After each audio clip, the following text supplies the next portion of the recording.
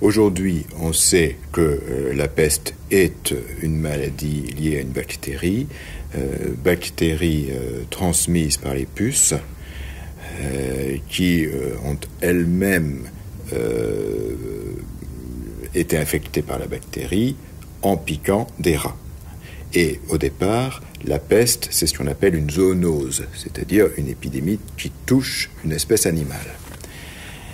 Alors évidemment, ça, les gens du XVIe siècle ne le savent pas du tout, et donc sont très surpris de la progression que peut avoir cette épidémie.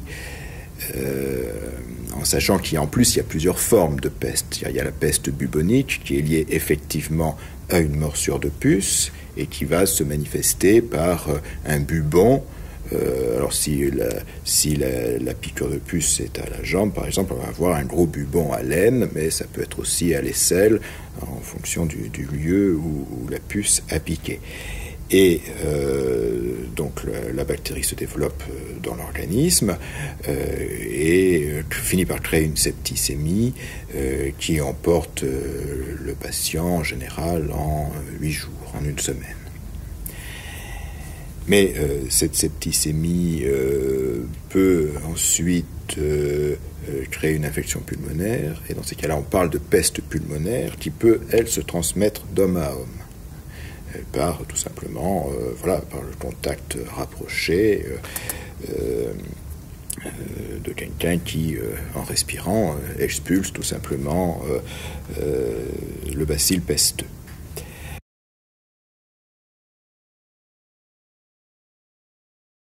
Alors donc il y a effectivement, maintenant on peut dire qu'il y a effectivement cette complexité dans la transmission, et bien sûr à l'époque on comprend très mal d'où peut venir la maladie.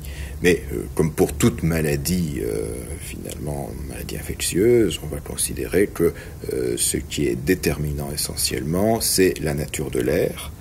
On dit l'air est empli de venin, l'air est pestilentiel, et c'est en respirant cet air que l'on devient malade. Quand en plus, la complexion, c'est-à-dire l'équilibre des humeurs, prédispose à attraper cette maladie. Les jurats de Bordeaux demandent à différents médecins, d'ailleurs, d'écrire sur la peste, de proposer des traitements, d'expliquer les causes.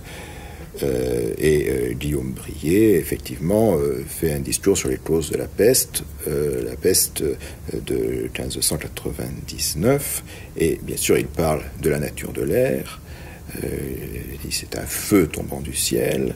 Il parle, et il va expliquer aussi que c'est sans doute aussi la colère de Dieu, mettant en avant que sans doute on n'a pas assez rendu grâce au Seigneur de la fin de la guerre civile, de la fin des guerres de religion.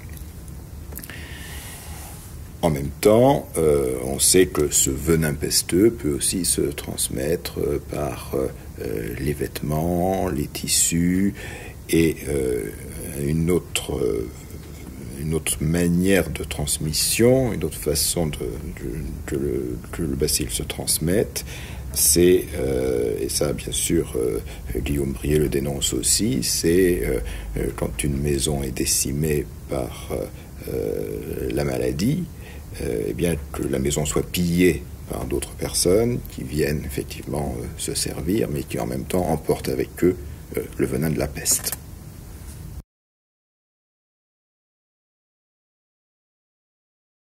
C'est très difficile, même quand on a des descriptions assez précises, c'est très difficile de faire des diagnostics rétrospectifs.